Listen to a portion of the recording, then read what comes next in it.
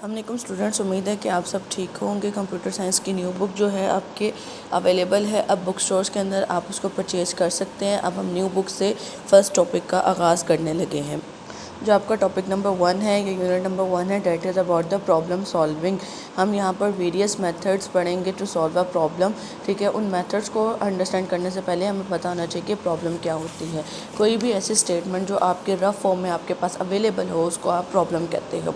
ठीक है, और उसको सॉल्व करने के लिए जो आप प्रोसीजर या जो मेथड अप्लाई करते हो वो प्रॉब्लम सॉल्विंग स्टेप्स कहते हैं। और जब प्रॉब्लम सॉल्व हो जाती है तो वो उसका सोल्यूशन बन जाता है।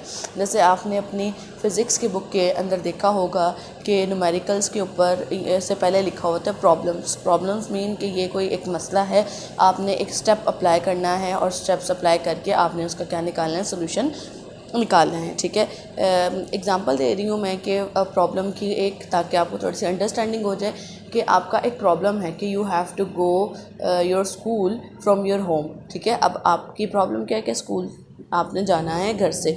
उसके लिए आपके पास जो वेरियस मेथड्स जो आप अप्लाई कर सकते हो वो ये है कि you will ask your father कि आप मुझे छोड़ें, या आप एक ऑटो रिक्शा जो है वो हायर कर लेंगे, या आप जो है अगर कुछ भी अवेलेबल नहीं है तो आप क्या करेंगे, पैदल ही स्कूल की तरफ चल पड़ेंगे। तो ये है आपके पास स्कूल जाना आपका प्रॉब्लम है, और उसको हल करने के लिए जो आपने ये 3 स्टेप्स निकाले, ये इनके प्रॉब्लम सॉल्विंग मेथड्स हैं। अच्छा जी, अब तीनों तो अप्लाई नहीं किए जा सकते, तो प्रॉब्लम सॉल्विंग मेथड्स के अंदर जो हम 3 या 4 जो हैं वो मेथड्स चूज़ करते हैं, वो इसलिए चूज़ किए जाते हैं कि ताकि हम देख सकें कौन सा जो मेथड है वो आपके लिए ईजी है, एसेसिबल है, चीप है, और उससे आपको एनर्जी कंजप्शन जो है वो ज़्यादा आपकी नहीं होगी। ठीक है, तो सबसे बेस्ट क्या होगा कि you will ask your father कि वो आपको मोटर बाइक या गाड़ी पर स्कूल छोड़ाएं। ऑटो रिक्शा आप हायर करेंगे, आपको एक्स्ट्रा पे करना पड़ेगा, और जब आप पैदल स्कूल जाएंगे तो आपको बहुत ज़्यादा टाइम क्या होगा, रिक्वायर्ड होगा। सो सबसे बेस्ट और इकोनॉमिक वे क्या है कि आप जो है अपने फादर को बोलोगे कि वो आपको स्कूल छोड़ाएं। टॉपिक पढ़ना शुरू करते हैं। Problem solving steps. In order to solve a problem it is important to follow the systematic approach. यानी आपने जो अप्रोच, जो मेथड्स आपने करने हैं वो एक सिस्टमेटिक वे के अंदर आपके पास अवेलेबल हो। In the following we discuss the different steps that can be follow to solve a problem systematically. ठीक है, सबसे पहला क्या है कि आपने प्रॉब्लम को डिफ़ाइन करना है कि व्हाट इज़ योर प्रॉब्लम।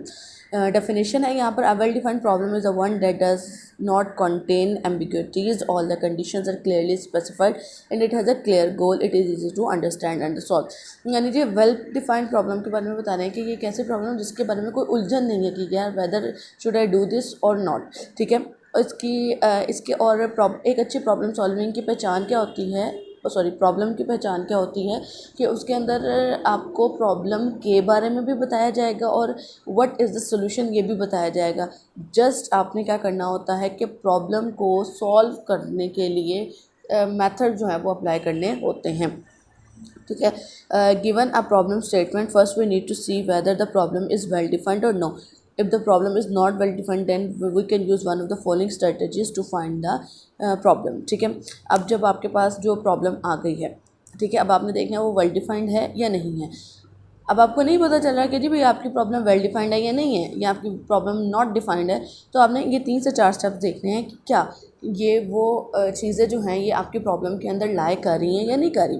ठीक है, आपने क्या करनी है, उस प्रॉब्लम के बारे में प्रीवियस नॉलेज जो है वो गेन करनी है। ठीक है, we try to know the situation and the circumstance in which the problem is happening. यानी हमने वो बैकग्राउंड देखना है कि भाई आपको स्कूल जाने के लिए मुश्किल का सामना क्यों करना पड़ा है, व्हाट इज़ द बैकग्राउंड। ठीक है, in this way we can identify the given state, it is also helps to know that a good solution will look like।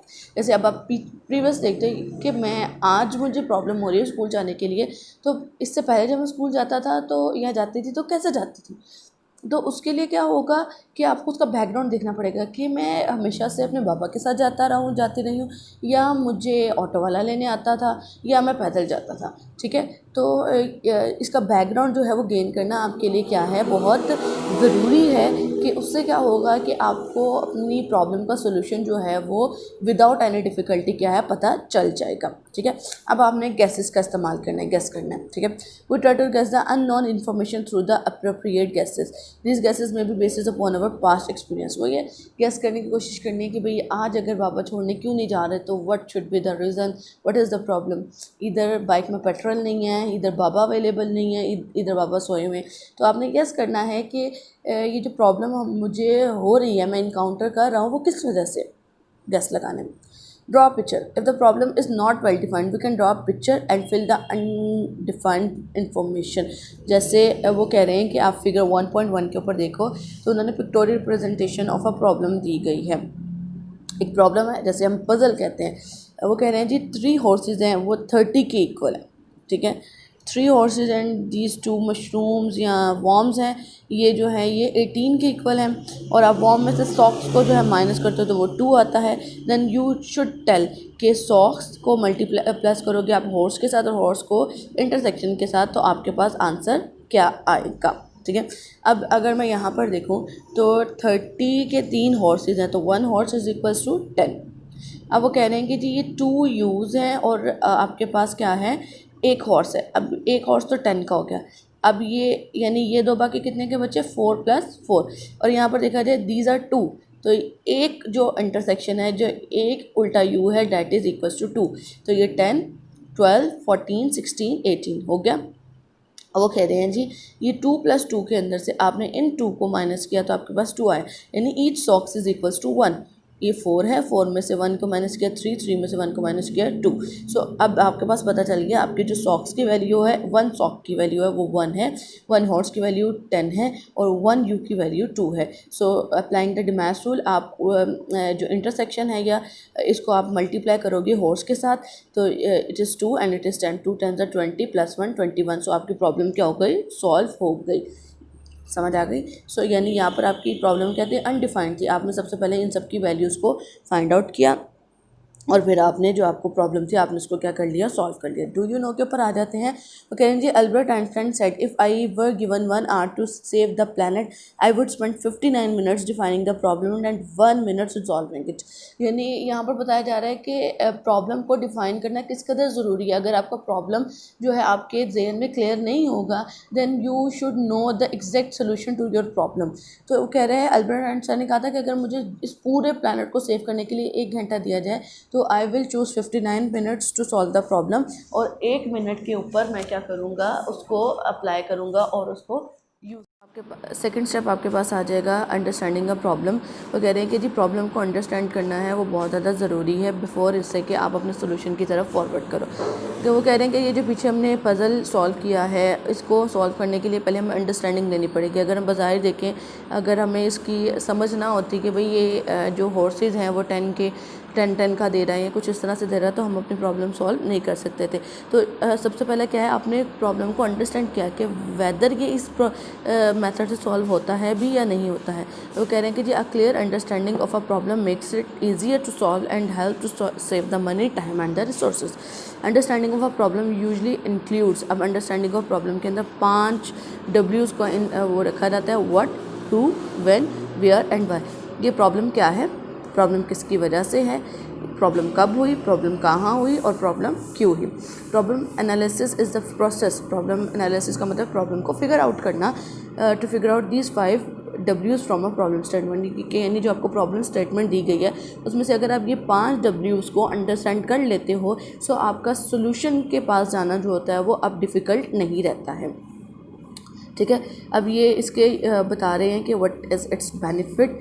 Problem analysis help us to understand a given problem. ठीक है, these are the basic elements which lead towards the solution of the given problem. Consider the following example.